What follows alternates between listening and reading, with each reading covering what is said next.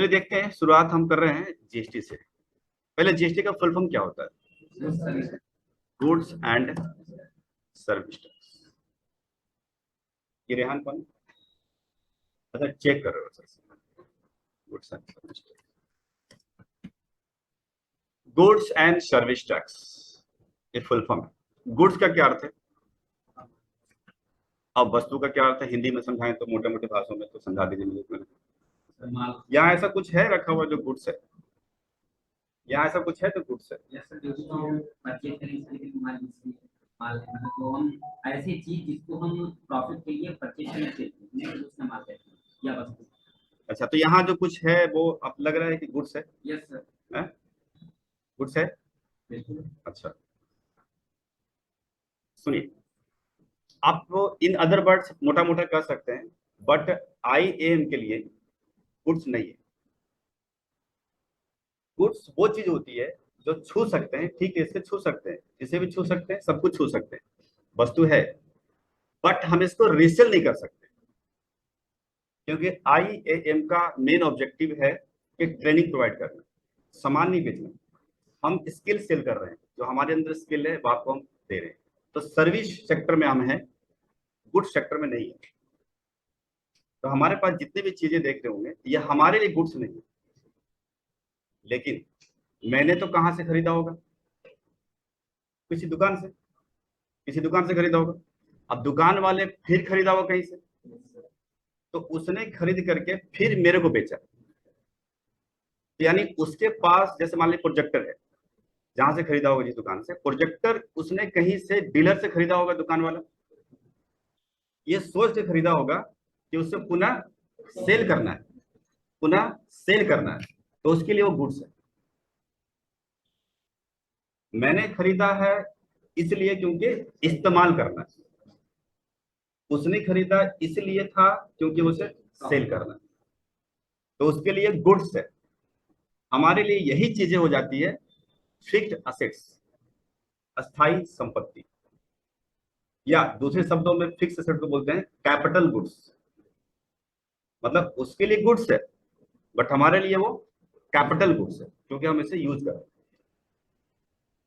हम पढ़ रहे हैं goods and service tax, not capital goods and service tax, पढ़ रहे हैं गुड्स एंड सर्विस टैक्स। तो ये गुड्स एंड सर्विस टैक्स जो अप्लाई की जा रही है, तो किसके लिए मेन सुटेबल लगेगा? उस बिजनेसमैन के लिए जो सामान को खरीद करके बेचते हैं। समझ रहे हैं? आप भी किसी कंपनी, चलिए एक छोटा सा एग्जांपल लेते हैं, कंपनी का तो खैर नाम बड़ा हो जाता है, कोई बात नहीं। आपने अभी हाल फिलहाल में कुछ खरीदा है सामान, या वैसे घर में कुछ खरीदा हो? मोबाइल ले लेते हैं, मोबाइल तो हर साल चेंज करते हो। हाँ, हर साल चेंज करते हो। मैं नहीं चेंज करता हूँ, 4 साल से ले लिया। तो मोबाइल आपने चेंज किया होगा, ठीक है, कितने का लिया होगा? सपोज 20,000 लेते हैं, उसे तो कम लेते नहीं आप लोग, ठीक है, मेरा 6,000 का, ठीक है।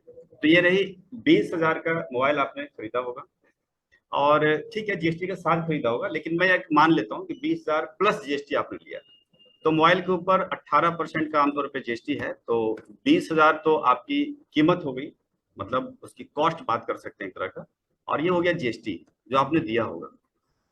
अब टोटल जोड़ दीजिए तो कितना हो गया? तो 20,000 प्लस 3600 रुपये, टोटल हो गया 23,600 रुपये जो आपने पे किया, ठीक है, यू पे, जो आपने 23,600 पे किया। इसे हम बोल सकते हैं कि ये आपकी सेल प्राइस है। मतलब दुकान वाला बोलेगा कि, अब जैसे आप कहीं जाओगे खरीदने के लिए, ये थोड़ी बोलेगा कि 20,000 प्लस जीएसटी लगेगा, आप सीधे बोलोगे यार बताने कितना देना है मुझे, 20,000 प्लस जीएसटी क्या बोल रहे हो? बोला हाँ ठीक है 23,600 रुपये, तो 23,600 रुपये हो गया सेल प्राइस। इसमें आपसे लिया 20,000 उस मोबाइल की कीमत लिया, जब बिल बनाया होगा तो आप बिल देखा होगा, अगर आप, इसलिए मैंने कहा कोई खरीदा है क्या, तो उसमें जीएसटी अलग से मेंशन किया होगा कि जीएसटी 3600 रुपये हमने लिया, ठीक। ये जो जीएसटी ली गई है, जो दुकानदार ने आपसे लिया है, उसे बोलते हैं आउटपुट जीएसटी, यानी कि वो जीएसटी जो हम गुड्स को आउट कर रहे हैं, गुड्स को सेल कर रहे हैं, उसके ऊपर जीएसटी लिया, that is the output GST, या जीएसटी आउटपुट कर सकते हैं, या आउटपुट जीएसटी बोलिएगा या जीएसटी आउटपुट बोलिए, यानी कि जब माल बेच रहे हैं उस वक्त में दुकानदार ने हमसे लिया। अब सरकार कहती है कि यार तुमने जीएसटी लिया, गुड्स एंड सर्विस टैक्स लिया, ठीक है, ये बेसिकली तुम्हारा हिस्सा नहीं है, ये सरकार के पास जाना चाहिए। गवर्नमेंट ने नोटिस दे दिया है कि तुम अपना रखना पैसा 20,000, मोबाइल की कीमत, तुम जीएसटी क्यों खा रहा है? कलेक्शन करना पब्लिक से काम तुम्हारा है, बट मेरे को पहुंचाना, तो ठीक है, इसको पहुंचाएंगे। लेकिन दुकानदार बोलता है कि सर हमने भी तो खरीदा सामान को। बोलता ठीक है, तुमने कितने में खरीदा? बोला सर मैंने मैंने भी खरीदा था पिछले दुकानदार से। भाई हम थोड़े ना बना रहे हैं उसको मोबाइल को, मैं तो दुकान वाला हूँ, मैं बना थोड़ी रहा हूँ। तो मैंने खरीदा था 15,000 का, और मैंने भी 18% वो जीएसटी दिया था, उसने लगाया था मेरे बिल के ऊपर। ऐसे चलता है सीरीज, 18% 27 रुपया। तो सर मैंने भी तो दिया 15,000 प्लस 2700, मैंने टोटल आप दिया 17,700। ये देखिए मेरी परचेज प्राइस हो गई, शॉर्ट में लिख रहा हूँ PUR, परचेज प्राइस, ये हो गई मेरी परचेज प्राइस। बोलता अच्छा अच्छा अच्छा ठीक है। और ये इसे टेक्निकली में कहा जाता है इनपुट जीएसटी, यानी परचेज में जो जीएसटी आप दे रहे हैं अपने दुकानदार को, जिसे खरीदा है आपने, तो उसे बोलते हैं इनपुट जीएसटी बोलते हैं। तो सरकार कहती है कि 36 रुपये तुम्हें देना है भाई, 36 रुपये तुमने पब्लिक से लिया तो तुम्हें देना है। तो दुकानदार कहता है कि हमने तो दिया 27 रुपये, उसका क्या? अच्छा दिया है, तो फिर उसको आप इसमें से घटा लो।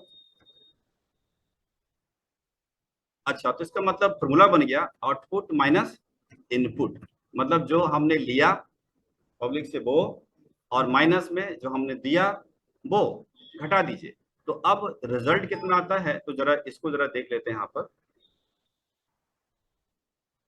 तो रिजल्ट आ रहा 900 रुपये, यानी कि 900 रुपये जो बैलेंस है इसे हमें पे करेंगे, दैट इज द पेबल, यानी जीएसटी पेबल, यानी जीएसटी जो सरकार को हमें देना है, जीएसटी पेबल टू गवर्नमेंट। मैं लिख देता हूँ साफ साफ, टू गवर्नमेंट,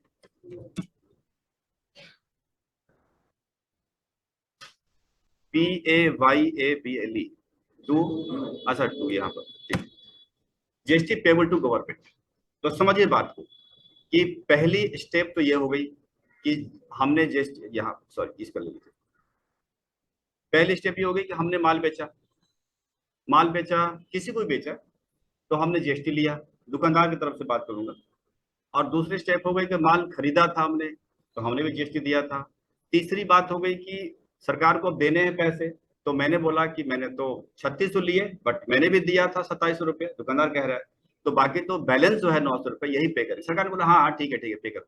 मतलब सरकार को सिर्फ ये चाहिए 900 रुपये।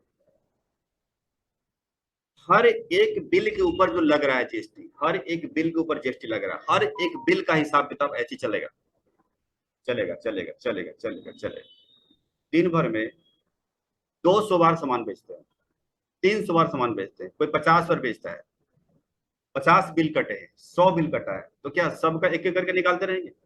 नहीं, कर आराम से यार, दिन भर इतना टेंशन मत लो, कल भी टेंशन मत लो, परसों भी टेंशन मत लो, एक महीने में पूरा इकट्ठा करो, एक महीने का टोटल पता करो कि तुम्हारे पास जीएसटी कितना आया। यानी पूरा बिल हो सकता है एक महीने में 5,000 बिल कटे होंगे, ऐसा भी हो सकता है। तो टोटल महीने भर का जो बिल आया है उस पर देखो कि टोटल जीएसटी तुमने कितना लिया, और पूरे महीने भर में आपने टोटल जीएसटी कितना पे किया खरीदारी के ऊपर, उन दोनों के घटाओ, फिर एक एक महीने में घटाओ, और जो बचता है वो सरकार को पे करते हैं। ये सिलसिला एक दुकानदार, एक बिजनेसमैन जिंदगी भर करता रहेगा, लाइफ टाइम करता रहेगा, ठीक। अब इसको करने के लिए दुकानदार के पास टाइम नहीं है, नॉलेज नहीं है। तब कहेंगे इसमें नॉलेज वाले क्या बात है, बड़ा सिंपल है। और भी गहराई में जाएंगे तो पता चलेगा कि नॉलेज चाहिए, बट छोड़िए नॉलेज छोड़िए, उसके पास समय नहीं है, मोबाइल बेचे यही करे, ठीक। तो ये काम कौन करेगा? आप करेंगे, मतलब अकाउंटेंट, यही हम सीखने वाले। तो क्या कोर्स खत्म, जीएसटी फिनिश? संभव नहीं। मैं 2 महीने क्या चलेगा, तो देखते हैं आगे क्या होने वाला है। तो इनके अंदर कई रूल हैं, रेगुलेशंस हैं, गहराई में जाएंगे, ये जाएंगे वो जाएंगे, बहुत सारी बातें वो हम सीखेंगे स्टेप बाय स्टेप। पहले एक मुख्य भूमिका जो होता है जीएसटी में, कि एक अकाउंटेंट मोटा मोटा क्या करता है जिंदगी भर, वो बता दिया। बिल काटने का काम आपका नहीं है कि भैया आपको बिल पे बैठा, कभी कभी होता है स्टार्टिंग जूनियर अकाउंटेंट है, कभी ये करना ही पड़ेगा बिलिंग के लिए, कि बिलिंग के लिए लड़का दे दो, हमसे पूछते हैं बिलिंग के लिए लड़का दे दो, ठीक है हमने दे दिया, तो बिल काटेगा वो कुछ समय के लिए, 2-4 महीने के लिए आप झेलो उसको। काम आपका अकाउंटिंग का है। अकाउंटिंग का बोले तो आपका जो सेल बिल कटा उसका हिसाब करो, यानी सेल की एंट्री पास करो। परचेज जो की गई उसका हिसाब देखो, और उसका हिसाब महीने के बाद लगाओ कि कितना देना कितना लेना। तो ये काम आप जिंदगी भर आपको यही करेंगे जब तक जीएसटी है। अब कल के तारीख में चेंज हो जाए 4-5 साल बाद, कुछ और रूल है, जैसा पहले वैट था, सुना होगा पहले, और जीएसटी था, तो उसमें कुछ और रूल थे, इसमें कुछ और रूल है। तो जब तक ये जिंदा है जीएसटी, तब तक आप यही करेंगे जो आप बताएं। ठीक है, तो ये हो गया मुख्य भूमिका, कहते हैं ना स्टार्टिंग ऑब्जेक्टिव, वो मैंने बना दिया। अब इस ऑब्जेक्टिव के बाद अंदर अंदर में घुसना चालू करेंगे। तो इसको अंदर में घुसने के लिए हमने इस कोर्स को, जीएसटी को कोर्स को हमने 2 लेवल में बांट दिया है। लेवल 1 जैसे कि टैली में देखा होगा, लेवल 1, और उसी तरीके से आपकी लेवल 2 है। तो पहले हम लेवल 1 खत्म करेंगे, थोड़ा बेसिक चीजें हैं, फिर लेवल 2 में आएंगे। ठीक, इंटरव्यू में लेवल 1 से पूछी जाएगी आपकी, जो जॉब इंटरव्यू चलेगा लेवल 1 से।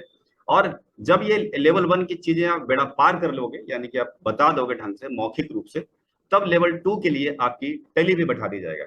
यानी कि हो सकता है 1 घंटे की ट्रायल या 1 दिन का ट्रायल पर रखा जाएगा। 1 दिन का जो ट्रायल लगे वो लेवल 2 पे आएगा। कि जब तक आप बोलोगे ही नहीं, मान के चलिए कुछ बातें पूछना था, बेसिक चीजें, अब आपको पता ही नहीं है, अब बोलोगे मुझे लेवल 1 नहीं आता, लेवल 2 आता, बैठा लो अभी, बोलेगा घर जा, मैं गाड़ी छोड़ के आता हूँ, समझ रहे? तो पहले लेवल 1 तो पार करो यार, फिर लेवल 2। इसलिए हर लेवल आपकी जिंदगी के लिए मुख्य रोल अदा करेगा, ध्यान रखिएगा। लेवल 1 में आप पार कर गए बट लेवल 2 फेल कर गए तो नौकरी नहीं लगेगी, सिंपल सी बात है।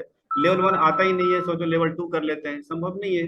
तो वो चीज सभी कुछ इंपॉर्टेंट है। डन। तो शुरुआत कर रहे हैं लेवल 1 से पहले। चलिए, तो हर सेशन रिकॉर्ड हो रहा है हमारा यहाँ पर। इस फाइल को खोलते हैं, जीएसटी लेवल 1 7 PM 1 नवंबर 2022 वाली।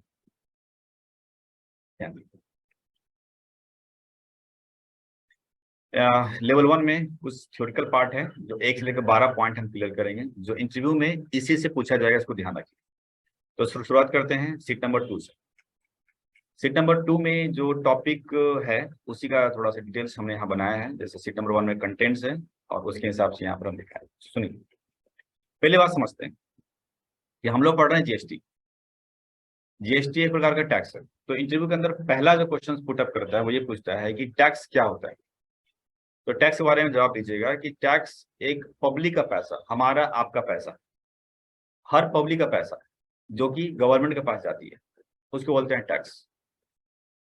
अब चाहे हम अर्न करते हैं या अर्न नहीं करते, यानी कमाते हैं या नहीं कमाते हैं, फर्क नहीं पड़ता है, हर कोई टैक्स देता है।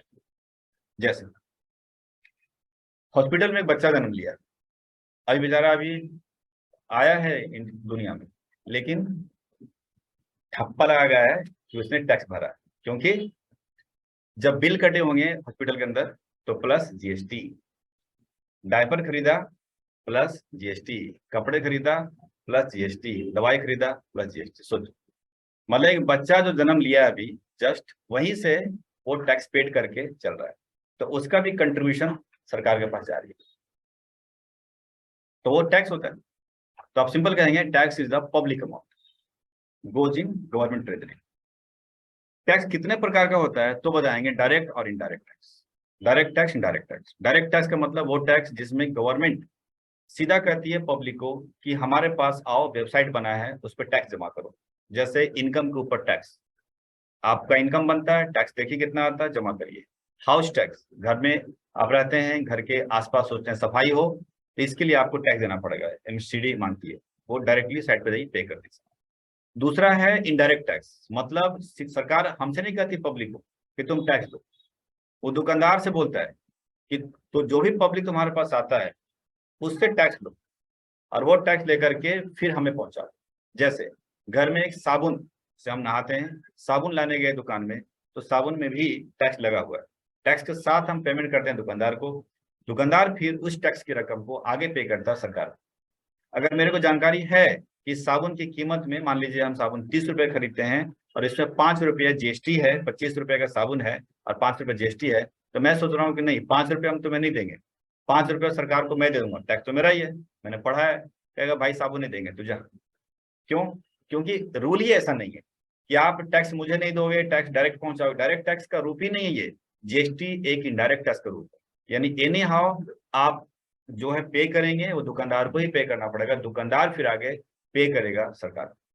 तो GST is an indirect tax. ठीक, तो दो प्रकार के टैक्स, डायरेक्ट और इनडायरेक्ट। तो हम पढ़ रहे हैं इसमें जीएसटी, जो कि इनडायरेक्ट टैक्स। इनडायरेक्ट टैक्स का क्या मतलब है कि जीएसटी रूल के हिसाब से कहा गया है कि हर एक सेलर जो सामान मार्केट में बेच रहा है वो, या सर्विस दे रहा है वो, सभी दुकानदार पब्लिक को जैसे, यानी सामने वाला बायर को जैसे वो सेल आउट करता है, तो इनवाइस के ऊपर, बिल के ऊपर वो जीएसटी लगाए, और जीएसटी लगा करके अपने पास पैसा पकड़े और फिर सरकार को पे कर दे। यानी कलेक्शन करके, जीएसटी कलेक्शन करके और गवर्नमेंट को देना है, जबकि टैक्स आपका नहीं है, जिससे लिया उसका टैक्स है, लेकिन सेलर की रिस्पॉन्सिबिलिटी है कि वो पे करे। कभी कभी क्वेश्चन ऐसे ही पुट अप कर लेते हैं कि मान के चलिए कि मैंने एक चीज खरीदी किसी दुकान से और उस पर जीएसटी दे दिया, ठीक है, देना ही पड़ा, मजबूरी है, मेरे को देना पड़ा, मैं दे दिया, सामान ले लिया, और मुझे पता है कि बेईमान है, मतलब ये जीएसटी पहुंचाता नहीं, लोग मार्केट में शोर शराबा है और उससे हमें सामान खरीदना पड़ा है, तो वो हमारा जीएसटी ले तो लिया बट गवर्नमेंट को पे नहीं किया, तो क्या सरकार मुझे पूछेगी या उससे पूछेगी? तो आंसर है उससे पूछेगी, क्योंकि ये इनडायरेक्ट टैक्स है, ये इनडायरेक्ट टैक्स है, इसमें मेरा कोई रोल ही नहीं है। हमारा सिर्फ एक ही रोल है कि मैं दुकानदार को पूरी पेमेंट करूं जीएसटी के साथ, और जीएसटी वो चाहे पे करे या ना करे, गवर्नमेंट उसको पूछती है, हमारा रोल खत्म है। और ये भी सिस्टम नहीं है कि जीएसटी बेईमान है, मान रहा हूँ, बट जीएसटी ना उसको पे करके डायरेक्टली हम पे करें गवर्नमेंट को, ये भी सिस्टम नहीं है। क्या करे, सिस्टम यही। लेकिन ये सिस्टम डायरेक्ट टैक्स में नहीं है। आपकी डायरेक्ट टैक्स में जिम्मेदारी आपकी है, आपके पास नोटिस आएगा, डायरेक्टली आप जिम्मेदार हो। ठीक, तो उसमें हम पढ़ रहे हैं इनडायरेक्ट टैक्सेस में एक जीएसटी। ऐसे तो बहुत सारे इनडायरेक्ट टैक्सेस थे पहले, अभी भी एक्साइज वगैरह चल रहा है, ऐसा नहीं है, बट उसमें हम मेन पढ़ रहे हैं जीएसटी। जीएसटी का एक ओवरव्यू दे देता हूँ। जीएसटी सबको पता है, रिसेंटली आया है 4-5 साल पहले, तो जीएसटी 2017 में लागू हो चुका था, 1 जुलाई 17 को लागू हो चुका था। तो जिस साल जो चीजें लागू होती है ना, उसी के एक्ट से नाम से जाना जाता है। तो इसका मतलब है जीएसटी एक्ट 2017 में पढ़ रहे हैं। जैसे 1961 में इनकम टैक्स बना था, तो इनकम टैक्स एक्ट 1961 के नाम से जानते थे, तो इस तरह से 2017 में बना है, तो जीएसटी एक्ट 2017 के नाम से हमेशा जानते हैं, अधिनियम पढ़ रहे हैं, और 1 जुलाई 2017 से लागू हुआ था।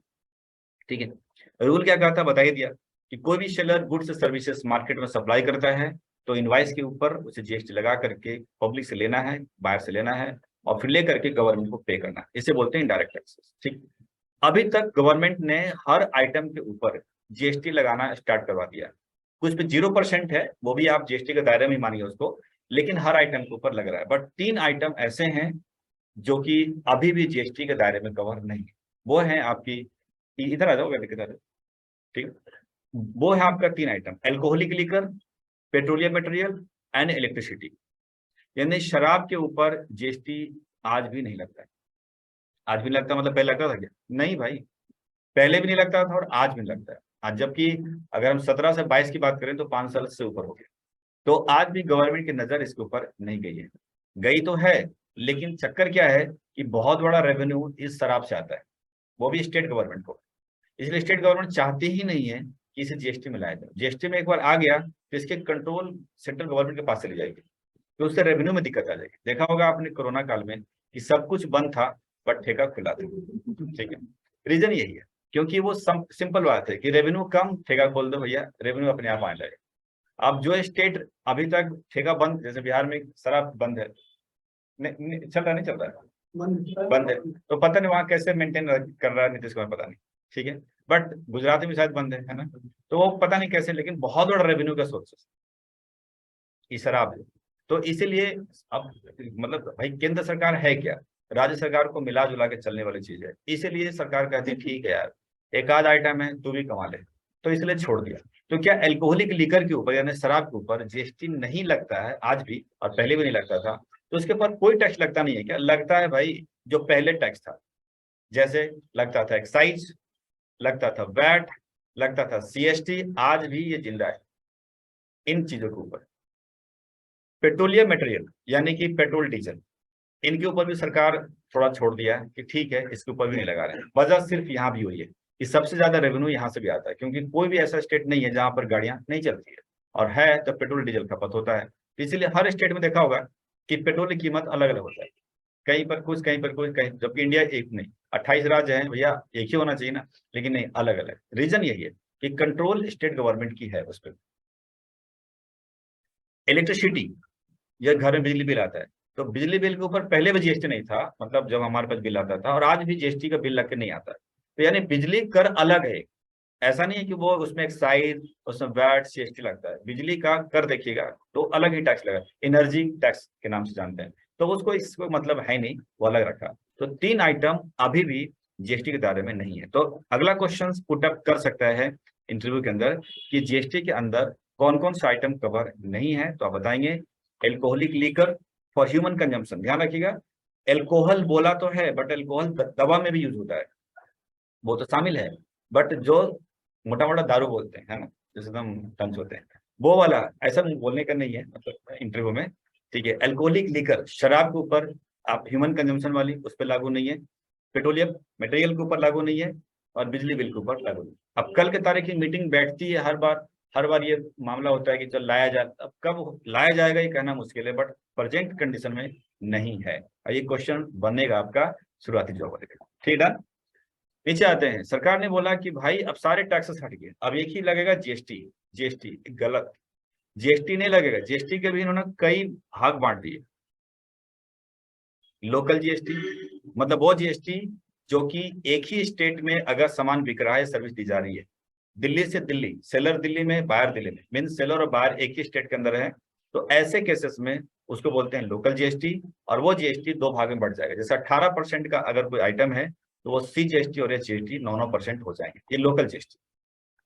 लेकिन अगर सेलर और बायर 2 अलग अलग स्टेट में, जैसे दिल्ली से और यूपी में माल जा रहा है, या गुड्स जा रहा है, सप्लाई हो रही है या सर्विस जा रही है, तो ऐसे केसेस में लगेगा आई जीएसटी। मान लीजिए 18% का कोई आइटम है तो उसके ऊपर लगेगा आई जीएसटी 18%, एक ही टैक्स लगेगा।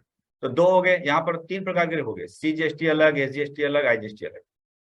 तीसरा जो जीएसटी है वो है यूटी जीएसटी, यूनियन टेरिटरी, क्योंकि पूरे इंडिया 28 राज्य में बटे हुए, 28 राज्य के बाद यूनियन टेरिटरी है, पड़ा होगा जीके में, केंद्र शासित प्रदेश, जो कि अभी शायद 8 है।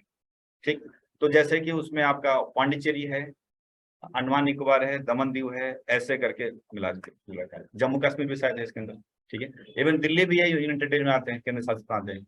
लेकिन दिल्ली और जाकर के पांडिचेरी, अगर हम बात करें दिल्ली और पांडिचेरी की बात करेंगे 2 जगह पे, तो नहीं, चंडीगढ़, सॉरी, दिल्ली और चंडीगढ़, दिल्ली और चंडीगढ़ में ऐसे हैं यार। पांडिचेरी में कहाँ, स्टेट कहाँ है वो, सीएम कहाँ बैठ रहे हैं, पांडिचेरी बैठ रहे हैं ना, हाँ पांडिचेरी में।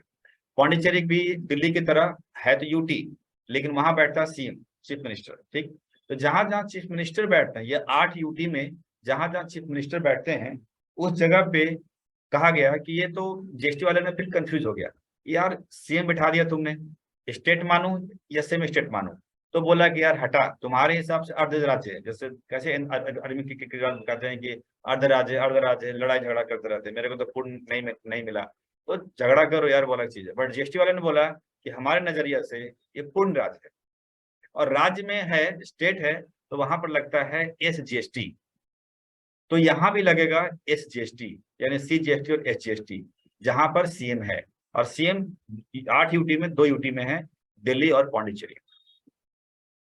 तो इसका मतलब है दिल्ली से दिल्ली माल जा रहा है तो क्या लगेगा, दिल्ली से दिल्ली माल जा रहा है तो क्या लगेगा, कौन सा GST, C plus S GST लगेगा। पांडिचेरी में बात करें तो पांडिचेरी से पांडिचेरी माल जा रहा है तो क्या लगेगा, सी प्लस एस जीएसटी। ठीक, चंडीगढ़ जो कि यूटी में आता है, चंडीगढ़ में जा रहा है आपका, चंडीगढ़ से चंडीगढ़ माल जा रहा है तो क्या लगेगा, सी प्लस, चंडीगढ़ से चंडीगढ़ जा रहा है क्या लगेगा, C plus UT, C plus UT, यानी यूटी टू यूटी जा रहा है, यूटीसी मतलब ये एक ही यूटी के अंदर। जैसे मान लीजिए मैं एग्जांपल ले रहा हूं यहाँ पर, जैसे देखिए चंडीगढ़ है, और चंडीगढ़ में बायर भी है, चंडीगढ़ में सेलर भी है, तो चंडीगढ़ को यूटी का दर्जा दिया गया, तो ऐसे में क्या लगाएंगे, सी जीएसटी और यूटी जीएसटी। यूटी मतलब सी नहीं है ना, स्टेट, सी तो है, स्टेट नहीं है ना, तो स्टेट का दर्जा ही नहीं है, इसीलिए वहां यूटी लगेगा। यानी कि इनवाइस के ऊपर चेक करना तो वहां पर आएगा सीजीएसटी और प्लस यूटी जीएसटी, लगेगा आधा आधा, लेकिन सीजीएसटी प्लस यूटी जीएसटी। आज भी ऐसे कई सॉफ्टवेयर मार्केट में हैं जो S/UT लिखते हैं बिल के ऊपर, S/UT, यानी सॉफ्टवेयर बना दिया है और कहा जहां यूज कर ले यार, अपना खुद समझ कि तू यूटी है या एस है। मतलब दिल्ली में है तो स्टेट समझो, और चंडीगढ़ में हो तो यूटी समझो, उसने बना के फ्री कर दिया अपना। लेकिन भैया टैली ऐसा नहीं किया, टैली थोड़ा स्मार्ट तरीके से है, तो उसने यूटी को बोला कि यूटी वाला में लगा देते हैं और एस लगा देते हैं। तो समझिएगा कि 8 यूटी हमारे इंडिया में है, जिसमें कि 2 जगह 2 यूटी ऐसे हैं जहां पर कि सेमी स्टेट का दर्जा दिया गया, क्योंकि सीएम बैठते हैं, और सीएम होने के नजरिए से वहां पर C+UT का जीएसटी लगाया जाएगा। लेकिन अगर बाउंड्री पार कर गया, जैसे एक यूटी है और दूसरा यूटी माल जा रहा है, यानी चंडीगढ़ यूटी और दमन दीव यूटी है, या दादर नगर हवेली है ना, वो है, तो एक यूटी से दूसरी यूटी माल जा रहा है, तो क्या लगेगा? IGST। जैसे ही बाउंड्री पार किया, चाहे वो यूटी टू यूटी हो, स्टेट टू स्टेट हो, तो वहां पर आ जाएगा IGST, या एक स्टेट से यूटी में, यूटी से यूटी में, यूटी से स्टेट में, तो IGST। लेकिन एक ही राज्य के अंदर इंट्रा में, उसको बोलते हैं इंट्रा सर्कल, इंट्रा सर्कल में रहेंगे तो C+S लगेगा या C+UT लगेगा, डिपेंड करता है कि यूटी है या स्टेट। क्लियर है? तो ये आपका अलग आ गया, सरकार ने बना तो दिया, तो क्या बन गया? CGST, SGST, IGST और UT/GST, ये हो गया। अभी तक में 4 हो गए। एक पांचवा अगर उस हिसाब सोचते हैं तो है कंपनसेशन सेस। ये क्या है? सरकार ने बोला कि जीएसटी का जो मैक्सिमम रेट बनाया पब्लिक को धोखा देने के लिए, वो है 28% लास्ट। हाँ, 28% ज्यादा हम कहाँ लेते हैं। अच्छा, 0 मतलब फ्री वाला, जैसे चावल दाल गेहूं लूज हम खरीदते हैं, दूध खरीदते हैं, सब्जी खरीदते हैं, सब्जी मंडी में जाकर 0%, ठीक है। गरीबों की तरह सोचें तो 0%। लेकिन थोड़ा सा लगरी सोचें, जैसा कि मान लीजिए कि खाने पीने की चीज आटा है, हम सोचते हैं कि नहीं यार किलो के भाव से नहीं लेते हैं, क्योंकि उसमें पता नहीं क्या मिला होगा, हाइजेनिक नहीं होगा। अच्छा, पैकेट चाहिए तो 5%, थोड़ा और लग्जरी आए तो 12%, थोड़ा और आए तो 18%, मैक्सिमम 28%। जैसे घर में अगर सपोज यूपीएस वगैरह लगा रखे हैं, तो सब में सब घर में लगा रहता है, तो 28% है। जब ये सबसे ज्यादा बोला 28%, बोला 28% ज्यादा नहीं लगेगा। लेकिन फिर लगा सरकार को कि यार 28% तो ठीक है, लेकिन अगर कार खरीदे तो लग्जरी, जरूर थोड़ी सबके पास कार हो, ठीक है। तो अगर ऑल्टो खरीदे तो ऑल्टो और BMW में कंपेयर करना, दोनों में 28%, ये थोड़ा जाती होगी। तो सरकार ने बोला कि भैया कार के ऊपर 28% जीएसटी होगा, और कार की जितनी लंबाई होगी ज्यादा, उसके ऊपर और एक्स्ट्रा टैक्स लगेगा। लेकिन वो जीएसटी नहीं कहेंगे ना, पाप होगा कहना, उसको बोलेंगे कंपनसेशन सेस। मतलब घुमा फिरा के तुम वही कर रहे हो। तो कार की लेंथ और कार की जो कैपेसिटी होती है, सीसी होता है ना कार की, तो उसके हिसाब से 28% प्लस और ऊपर से टैक्स देना पड़ेगा, जिसका नाम है कंपनसेशन सेस। और वो सेस भी उसी कार की कॉस्टिंग पर लगेगी, और वो 22% है।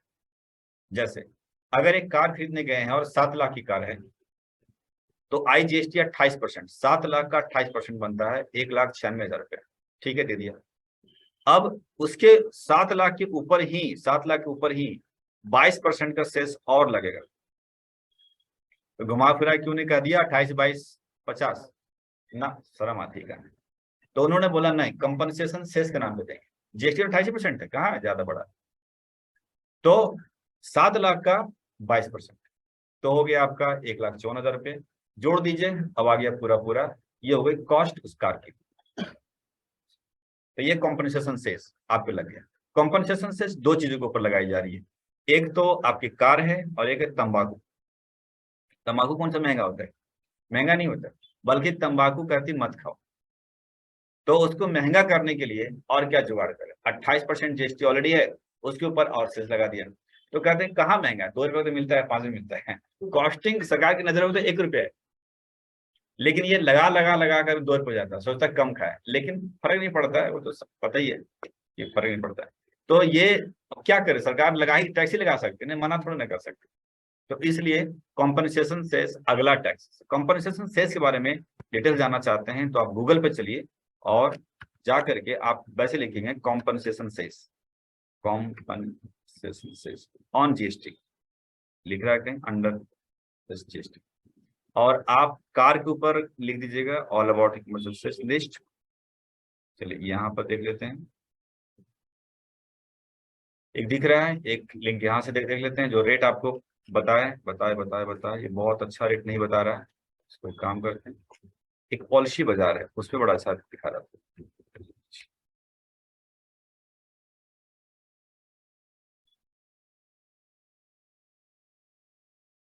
है। इसका एक लिंक मिलेगा पॉलिसी बाजार का,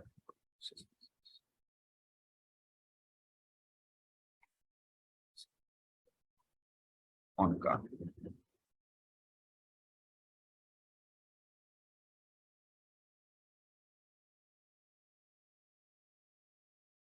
ये देखो, ये वाला लेना है, लेकिन अगर कंपटीशन सेशन कार तो पॉलिसी बाजार वाला मिल जाएगा। ये अच्छा तरीके से बना रखा है, देखो ऐसे, इसको देखिए जरा गौर से कि इस रेट लिस्ट को देखते हैं।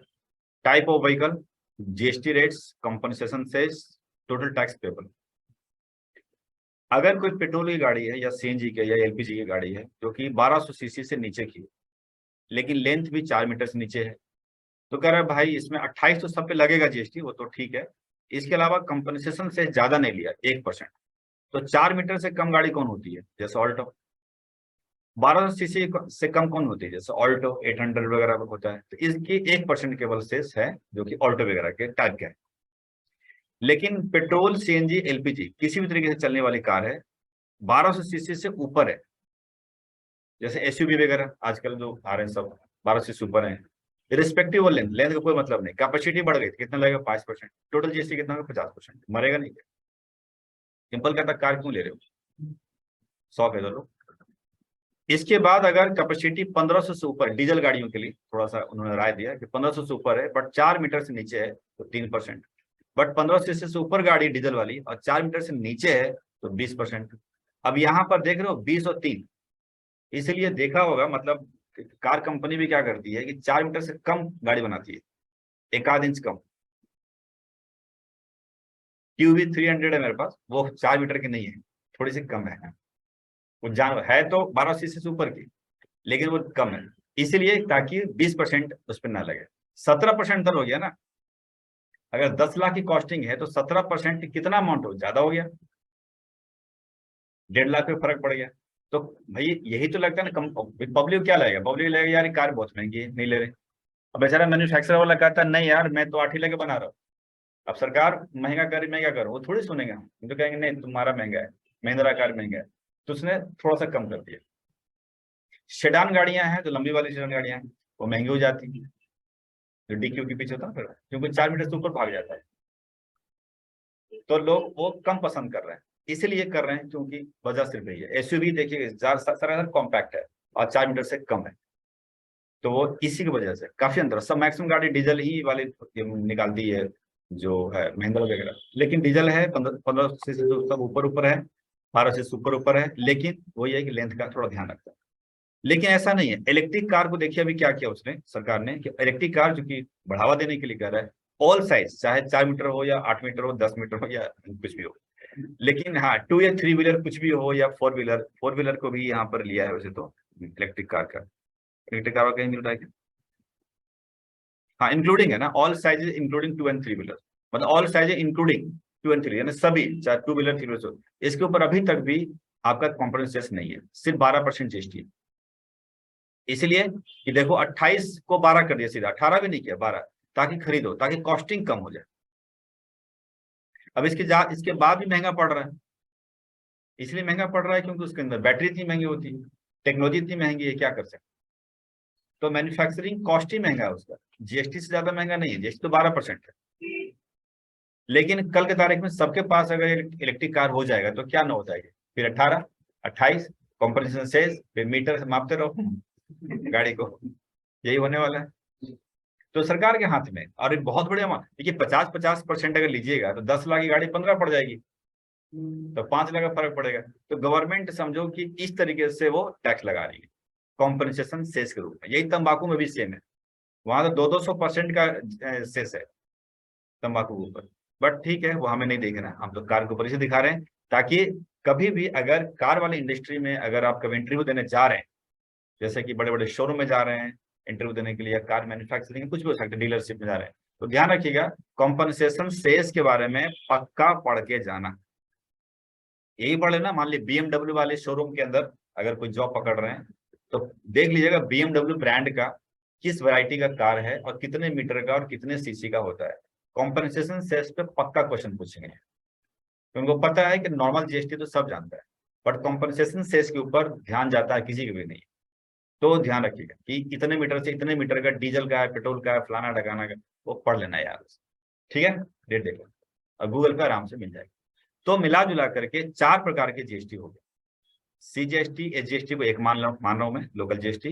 IGST एक में भेज रहे हैं जो दूसरे स्टेट में जा रहा है, तो यूनियन टेरिटरी वाले में C+UT लग गया, और कॉम्पनसेशन सेस पता है 28+ लगेंगे, जो कि सब पे नहीं है, कार और कम तमक के ऊपर। कोई क्वेश्चन यहाँ पर नहीं, तो चलिए आगे चलते हैं। अब मैं आपको लेकर चल रहा हूँ concept of GST input and output and turnover. इन 3 का कॉन्सेप्ट। आउटपुट इनपुट क्या होता है, लगभग सभी यहाँ बैठे हैं सब जानते होंगे कि अगर कोई परचेज का बिल है, मतलब हमारी कंपनी ने परचेज किया, हमारी कंपनी कौन है, 9AM प्राइवेट लिमिटेड, ये हमारी कंपनी है, और एक बिल है, तो बिल देखा होगा, अगर आप भी सामान खरीदे होंगे बिल देखा होगा, तो सेलर का नाम टॉप में होता है, बायर का नाम नीचे होता है, ठीक, यानी जैसे सामान खरीदते हो उसका नाम टॉप में है, आपका नाम नीचे होता है। तो यहाँ लिखा हुआ बायर है और हमारी कंपनी है 9AM प्राइवेट लिमिटेड।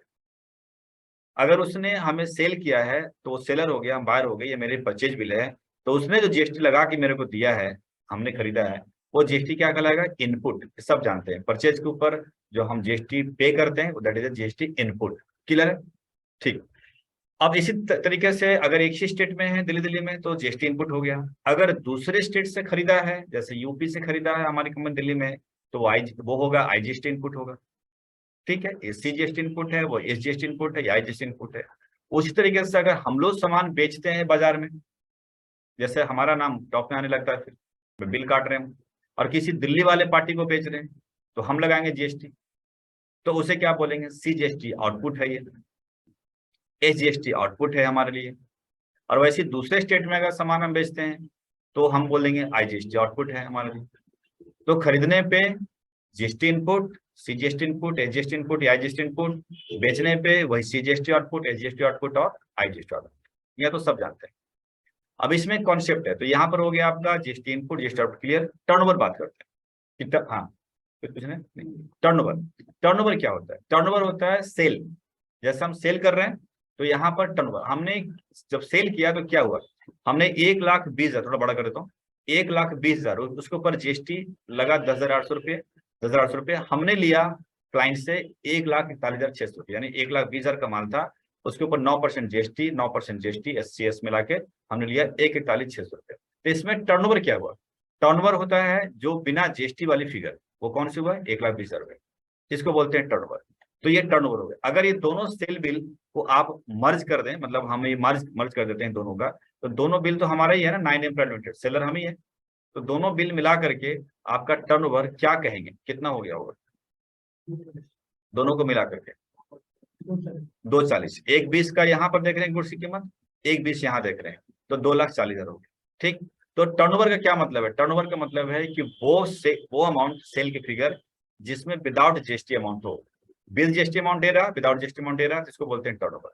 टर्नओवर को गुड्स वैल्यू भी कहा जाता है, टर्नओवर भी कहा जाता है, टैक्सेबल वैल्यू भी कहा जाता है, टैक्सेबल सप्लाई भी कहा जाता है। एक क्वेश्चन बनता है इंटरव्यू के अंदर फ्रेशर लोग का कि टैक्सेबल सप्लाई का मतलब जानते हैं, बोले बिल्कुल सर। टैक्सेबल सप्लाई का मतलब है वो वैल्यू जिसके ऊपर जीएसटी लगाई जाती है, मतलब 1,20,000 है, उसके ऊपर जीएसटी लगाई जाती है, तो इसको बोलते हैं टैक्सेबल सप्लाई। टर्नओवर शब्द अब नहीं पूछते, तो टर्नओवर सब ठीक है, टर्नओवर का मतलब हो गया कि आपकी गुड्स की वैल्यू विदाउट जीएसटी। लेकिन आजकल ये पूछते नहीं है, आजकल पूछते हैं टैक्सेबल सप्लाई क्या होता है या टैक्सेबल वैल्यू क्या होता है, तो भाई सब एक ही है, यानी वो वैल्यू जिसके ऊपर जीएसटी लगाई जा रही है। क्लियर है, तो इसमें 1,20,000 हो गया, यहाँ पे 1,20,000 हो गया, ठीक, ये भी क्लियर है। टर्नओवर का मतलब क्या है, ये भी मैंने लिख दिया कि turnover means goods value without GST, बिना जीएसटी के वैल्यू को हम बोलते हैं टर्नओवर, ठीक है। और कोई पूछता भी है कि टर्नओवर आपकी कंपनी क्या था, तो आप बता दीजिएगा कि गुड्स वैल्यू जो विदाउट जीएसटी। अब पढ़ रहे हैं अगले टॉपिक पे, burden of GST to consumer. Burden of GST to consumer, यानी कंज्यूमर जो जीएसटी का बर्डन है वो कंज्यूमर के ऊपर पड़ता है। कंज्यूमर कौन है? जो लास्ट कंज्यूमिंग करते हैं, वो आगे सेल नहीं करते। जैसे घर में हम सामान खरीद रहे हैं काम कर मतलब यूज करने के लिए, तो हम लोग हो गए कंज्यूमर। ठीक, एक बिजनेसमैन भी खरीदता है लेकिन अपने घर के लिए खरीदता है कंज्यूम करने के लिए, तो वो हो गया कंज्यूमर। तो ये सारा बर्डन कंज्यूमर के ऊपर पड़ता है जीएसटी का। कैसे दिखाते हैं, यानी दुकानदार के ऊपर बर्डन नहीं पड़ता है। कैसे? मान लीजिए बी लिमिटेड एक कंपनी लिया जिसने परचेज किया है गुड्स 1 लाख रुपए का जीएसटी लगा करके ए लिमिटेड से। तो ए लिमिटेड पहला सेलर है, ए लिमिटेड पहला सेलर है, उसने 1 लाख प्लस 18% यानी 18,000 रुपये लगा करके 1,18,000 का बिल रेज किया। ठीक, और बिल किसको दे दिया? बी लिमिटेड को। तो 1 लाख प्लस 18,000 रुपये जीएसटी लगा के बिल दिया, जिसमें 18,000 रुपये हो गया आउटपुट जीएसटी। सरकार कहती है कि 18,000 रुपये तुम्हारा थोड़ी है, तुम्हारा तो सिर्फ 1 लाख है, तुमने 18% जीएसटी किसका लिया? बी से लिया, तो बी से लिया 18 मुझे दे। तो पे टू गवर्नमेंट, तो ए को क्या है कि 18,000 रुपये गवर्नमेंट को देना है। तो सरकार को देने के लिए सरकार ने रूल बना दिया कि आउटपुट माइनस इनपुट, यानी जो आपने कलेक्शन किया है 18,000 रुपया उसमें से घटा लीजिए, अगर आपने पीछे जीएसटी दिया हो तो इसने अब कहीं तो एग्जाम्पल मुझे लेना था, इस पीछे एग्जाम्पल मतलब जहाँ एग्जाम्पल लिया वहां पीछे कोई जीएसटी नहीं दिया है, तो ए लिमिटेड ने इनपुट के नाम पे कुछ नहीं पे किया। तो मतलब टोटल आउटपुट 18,000 है माइनस इनपुट में 0, दैट मीन्स पूरा 18,000 सरकार को देना पड़ा। तो ये हो गया ए लिमिटेड के द्वारा 18,000 रुपये गवर्नमेंट के पास चली गई। अब माल किसके पास आ गया? बी लिमिटेड के पास। लिमिटेड है तो मतलब कंपनी है, ये भी कंपनी है। एक कंपनी दूसरी कंपनी को माल देती है तो ऐसे सेल को क्या बोलते हैं? B2B sale, business to business sale. B2B sale हो रहा है यहाँ पर। ठीक, B2B सेल है यहाँ पर देखिए। तो B2B सेल हुआ, माल पहुंच गया बी के पास। बी ने 1 लाख का माल खरीदा तो मार्जिन जोड़ेगा। अच्छा, मैं तो 20,000 रुपये जोड़ता हूँ, तो 20,000 रुपये जोड़ करके उसने 1,20,000 रुपये ऐड करके माल बेचा। तो 20,000 ऐड किया तो 1,20,000 के ऊपर लगाएगा जीएसटी 18%, तो वो बनता है 21,600 रुपये। अब माल की कीमत हो गई है टोटल मिला के 1,41,600 रुपये। अब बी लिमिटेड को बोलती है सरकार, बोलती है कि तुम्हारे पास कितना जीएसटी आ गया? बोला सर 21,600 रुपया, हमने कलेक्शन 21,600 किया, लगाया बिल के ऊपर। तुमने दिया कितना था? 18,000, ठीक है। 21,600 आउटपुट माइनस 18,000 इनपुट, घटाओ और पे कर दो, मतलब आउटपुट में से इनपुट, तो कितना हुआ? 36 रुपये। तो सरकार के पास पहले कितना पहुंचा? 18,000, फिर बी ने कितना पहुंचाया? 36 रुपये। कैसे? तो 21,600 की कलेक्शन किया उसने, ठीक है, आगे जो बेचा सी को, और 18,000 उसने पहले पे किया था, घटा दीजिएगा, 36 रुपये सरकार के पास चली गई। फिर माल आ गया सी के पास, यानी अभी B2B चल रहा है, तो बी ने सी को माल दिया था। अब सी ने एक कंज्यूमर को माल बेचा, देखिए यहाँ पर कंज्यूमर आ गया। तो सी ने जो माल खरीदा था वो 1,20,000 में खरीदा था, 21,600 का दिया था उसने जीएसटी, टोटल मिलाकर हुआ 1,41,600 रुपया। अब सी लिमिटेड ने क्या किया कि 30,000 रुपये का मार्जिन ले लिया कंज्यूमर को बेचने के लिए, तो ये माल 1,20 की बजाय हो गया 1,50। अब 1,50 के ऊपर उसने लगा दिया जीएसटी 18%, तो हो गया 27,000 रुपये। टोटल मिला के बनता है 1,77,000 रुपये। देख रहे हो, अब निगाहें सरकार की पड़ी है, कहता है तुम्हारे पास तुमने कितना कलेक्शन किया? बोला 27,000 रुपये। अच्छा, तो पीछे तुमने कितना पे किया था? 21,600 रुपये। तो 27,000 हो गया output minus input, 27,000 output minus input, तो बनता है 5400 रुपया सरकार को देना चाहिए। अब तक पूरा मिला जुला के सरकार के पास पहुंच गया है 27,000 रुपये, जोड़ दिया मैंने यहाँ पे 27,000 रुपये। अब देखिएगा सी लिमिटेड जो बिलिंग किया था कंज्यूमर को, कितना बिलिंग किया था? 1.5 लाख प्लस 27,000 रुपये जीएसटी मिला के बिलिंग किया था। और मैंने बोला अभी कि जीएसटी का बर्डन कंज्यूमर के ऊपर होता है, और कंज्यूमर ने कितना पे किया? 27,000 रुपये। और सरकार के पास कितना पैसा गया? तो 27,000 रुपये। 18,000 ए ने दिया, 36 रुपये बी ने दिया, और 54 रुपये सी ने दिया। कंज्यूमर थोड़े पे करेगा जीएसटी, कंज्यूमर तो दुकानदार को पे कर दिया, दुकानदार आगे पे करेगा। लेकिन ऐसा सिस्टम सरकार ने बना दिया जिसके थ्रू तीनों जोड़िएगा तो 27,000 रुपये, जो टोटल फिगर जो लास्ट कंज्यूमर को जो बिलिंग हुई थी वही जीएसटी रकम सरकार के पास पहुंच गया। देख रहे हैं? तो that is a multi stage tax, यानी गवर्नमेंट ने बोला कि जैसे जैसे गुड्स की सप्लाई होते रहेगी आगे, होती रहेगी आगे, होती रहेगी आगे, वैसे वैसे तुम्हें जीएसटी लगाना है। उस अपने वैल्यू के ऊपर मार्जिन ऐड करके वैल्यू के ऊपर लगाते जाओ, लगाते जाओ। लास्ट में कौन मरेगा? कंज्यूमर, कस्टमर, अंग्रेजी भी यही मर मर, ठीक है। Customer, consumer. अगर ये कंज्यूमर अगर यहां होता, मतलब डायरेक्टली मैन्युफैक्चरर से हम बाई करते, तो शायद कम मरते, क्योंकि हमसे पे करते 18,000 रुपये और आज हम पे कर रहे हैं 27,000 रुपये। शुक्र है कि 3 दुकानदार मिला, चौथा दुकानदार मिल जाता तो क्या होता, और मरते, क्योंकि भाई मार्जिन बढ़ाता, और मार्जिन बढ़ाएगा जीएसटी बढ़ जाएगा। तो दुकानदार को नुकसान हो रहा है क्या? बिल्कुल नहीं। उसको क्या मजा है, 1 लाख का माल 1,20,000 में इसने बेचा, 20,000 अपने जेब में।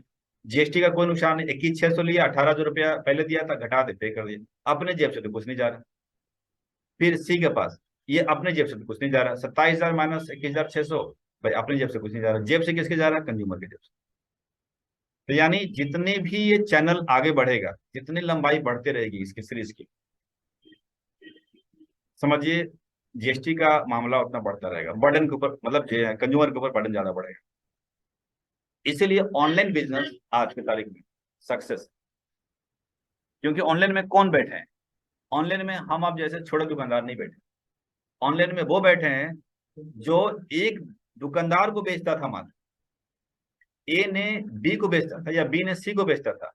तो मान लीजिए बी और सी की बात करेंगे, तो बी सी को भी बेच रहा है, B2B, बी सी को बेच रहा है, कंज्यूमर को भी बेच रहा है, अलग साइड से कंपनी का नाम लगा दिया फलाना कंपनी, पता नहीं चल रहा है ये है कि वो है, और उस पर दिखा दिया ये रेट डिस्काउंट, ये मतलब वो रेट, जो रेट ये इसको दे रहा है, उसी रेट पे कंज्यूमर को माल मिल रहा है, ये बेचारा मर रहा है। मॉल में हालत खराब है, मॉल की दुकानें बंद हो रही है, बेचारा के सिर्फ दिखाने की दुकान खोल रखा है, कितना दिन चलाएगा? रीजन यही, इतने खर्चे हो, बिजली बत्ती ऐसी वैसी है, मॉल तो घूमने जाते हैं, फोटो खिंचवाना, सेल्फी, ठीक लग रहा है क्या ये दुकान के सामने, सामान खरीदने नहीं जा रहे, क्योंकि ऑनलाइन में आपको ज्यादातर आपको वैरायटी मिल रही है, ऑफर मिल रहे हैं। कौन ऑफर दे रहा है? वो जो मॉल की दुकान है, वहां खरीदने वाला जो है वो सी लिमिटेड है, और खरीद रहा है बी लिमिटेड, और पब्लिक को भी बी लिमिटेड दे रहा है, तो सस्ता मिलेगा ना, इसी वजह से। ठीक है, तो जीएसटी का बर्डन कंज्यूमर के ऊपर पड़ा, ये मैंने बता दिया। अब यहाँ पर इसको लेकर के एक क्वेश्चन पुटअप होता है आपके इंटरव्यू के हिसाब से, कि जीएसटी होता क्या, मतलब आपसे पूछा जाएगा जीएसटी को डिफाइन करो। तो देखिए जीएसटी को डिफाइन करिए, यहाँ पर दो आंसर्स आ सकते हैं।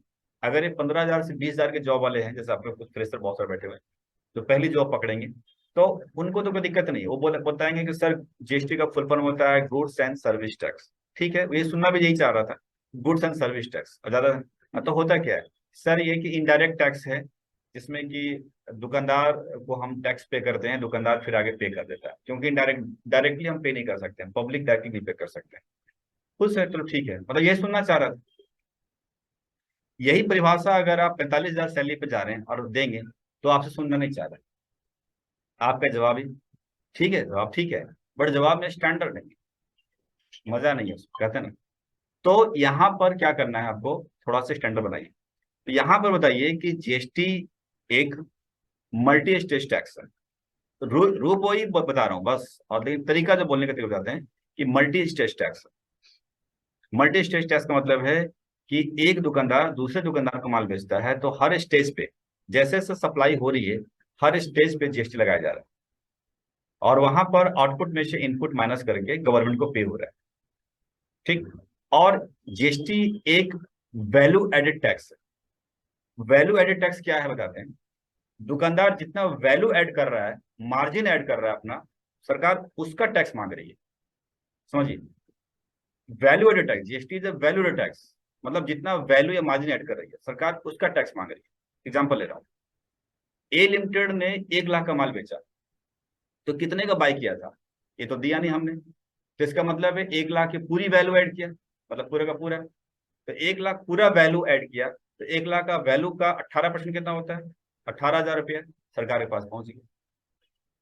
बी लिमिटेड ने माल कितने में खरीदा था, 1 लाख की, बेचा कितने में, 1,20,000 प्लस जीएसटी, वैल्यू कितना ऐड किया, मार्जिन कितना ऐड किया, 20,000। तो मार्जिन वैल्यू ऐड किया 20,000, और 20,000 का 18% कितना होता है, कितना होता है, 36 रुपये। मार्जिन तो ऐड किया 20,000 ना, GST is a value added tax, तो वैल्यू कितना ऐड किया, मार्जिन ऐड किया सिर्फ 20,000, तो 20,000 का 18% हुआ 36 रुपये, पहुंच गया। सी ने कितना मार्जिन ऐड किया, 30,000, और 30,000 का 18% कितना होता है, 18,54 रुपये, पहुंच गया। लेकिन इस तरीके से हम नहीं सोचते, हम सोचते हैं बच्चों की तरह आउटपुट में से इनपुट घटा देते हैं, वो सरल हो जाता है। बट रियल ये चीज नहीं है। रियल है, गवर्नमेंट कहती है कि भाई जितना वैल्यू तुमने ऐड किया हम उसका टैक्स मांग रहे हैं तुमसे, तुम्हें आउटपुट में से इनपुट करना नहीं बता रहे हैं। बट घुमा फिरा के आउटपुट में से इनपुट करते हैं तो आंसर वही आता है, तो हम उसी को रट्टा मार के चलते हैं। लेकिन रियल चीज ये है कि ये वैल्यू एडेड टैक्स है। ये जवाब आपसे मांग रहा है कि GST is a value added tax, ठीक। और वैल्यू का मतलब मार्जिन एडेड टैक्स। तो बोलेगा ये क्या है, अगर समझ तो रहा है सामने वाला, बट फिर भी अगर चाहता है कि थोड़ा सा एक्सप्लेन अच्छे तरीके से हो जाए तो एक एग्जांपल दे सकते हैं आप कि सर मान लो, एक एग्जांपल लेता हूं कि आपकी कंपनी ने कोई 1 लाख का सामान खरीदा, उसके अंदर फिर 1 लाख पर जीएसटी लगा के खरीदा, 18% लगा के खरीदा, ठीक है। उसके बाद मार्जिन लिया आपने 20,000 का, तो कितना मार्जिन लिया आपने, 20,000 का, तो 1 20 हो गया। अब 20,000 के ऊपर आपको जीएसटी पे करना गवर्नमेंट को, तो जो 20,000 के पे कर रहे हैं सरकार, उसी के ऊपर जीएसटी का रेट चल रहा था 18%, वही आपको पे करना है। तो गवर्नमेंट ने इस सिस्टम बनाया, बट सिस्टम को इजी करने के लिए उसने बोला कि इतना नहीं समझ में आ रहा है तो कोई बात नहीं, आउटपुट में से इनपुट घटा दो, मतलब जो कलेक्शन किया और जो पेड किया घटा दो, कोई जीएसटी पे करो। बट ये ठीक है, 15 से 20,000 वाला जॉब ठीक है, बट आगे पर ये नहीं चलेगा। इसको ध्यान रखिएगा कि GST also called the value या मार्जिन एडेड टैक्स। कैसे, वो समझाना आपका काम है, समझा देते। डन, ये चीज है। और जीएसटी एक मल्टी स्टेट टैक्स है, इसको भी अपने डेफिनेशन में शामिल करेंगे जो हैवी सैलरी वाली बात करेंगे। तो 15 से 20 में कर देंगे तो विस्फोट हो जाएगा उस टाइम पे। तो वो है ना, ठीक। और पेबल करने के लिए सिंपल, आउटपुट में से इनपुट घटा दीजिए, ठीक हो गया। एक इंटरव्यू के अंदर और भी सवाल खड़ा करते हैं जो हैवी सैलरी वाले, वो करते हैं कि कास्केडिंग इफेक्ट जानते हैं, कास्केडिंग इफेक्ट टेक्निकल शब्द, कास्केडिंग इफेक्ट जो मैंने लिख रखा है आपको यहाँ कमेंट में दे रखा है, means not charge tax on tax. इसका मतलब क्या होता है, देखिए पहले क्या था कि पहले मतलब जीएसटी से पहले एक लगता था टैक्स, जिसको बोलते थे एक्साइज। तो गुड्स की वैल्यू होता था, उसके ऊपर एक्साइज होता था, दोनों ऐड करते थे, फिर वैट लगता था, मतलब टैक्स के ऊपर टैक्स लगता था। आज सिस्टम वो खत्म है। आज बोलते हैं कि नहीं, चाहे इंडिया के किसी भी कोने में बेचोगे, टैक्स के ऊपर टैक्स नहीं लग रहा है। जैसे उन्होंने अगर कॉम्पनसेशन सेस भी बनाया तो देखिएगा ध्यान से कि उसने ऐसा नहीं बना कि टैक्स जोड़ करके ऊपर से लिया, उसने वैल्यू के ऊपर ही लगाया। तो जीएसटी में एक सबसे सिंपल सरल किया कि जो भी टैक्सेस निकाली जा रही है वो गुड्स की वैल्यू के ऊपर निकाली जा रही है, टैक्स जोड़ के नहीं निकाली जा रही। टैक्स जोड़ के निकाला जाता है तो टैक्स के ऊपर टैक्स लगता है, तो उसको बोलते हैं कास्केडिंग इफेक्ट। वो चीजें जीएसटी में नहीं है। तो अगर इस शब्द का अगर इस्तेमाल वो करता है पूछने के लिए, तब आप आगे बढ़िएगा, नहीं तो जबरदस्ती कास्केडिंग इफेक्ट का शब्द अपने मुंह से मत बोल देना, तो फंसा देगा। समझ रहे हो, उतना ही बोलो जितना कि वो थम जाए, ठीक। लेकिन अगर पूछ बैठा तो ध्यान रखिएगा, इंटरव्यू के अंदर आया था इस वजह से मैंने इसको डाला है, कास्केडिंग इफेक्ट, ठीक। कि मतलब होता है कि not charge tax on tax. तो जीएसटी में कास्केडिंग इफेक्ट बंद है, मतलब सरकार ने ये कास्केडिंग इफेक्ट जो पहले था वो क्लोज कर दी गई है, मतलब नहीं है, सिर्फ गुड्स की वैल्यू को पड़ेगा जाता है, ठीक है। तो ये थी आपकी इसके अंदर, मुझे लग रहा है कई चीजें आपको थ्योरेटिकल में जूनियर लेवल सीनियर लेवल पे क्वेश्चंस आपको टफ निकाल सकते हैं, ठीक है।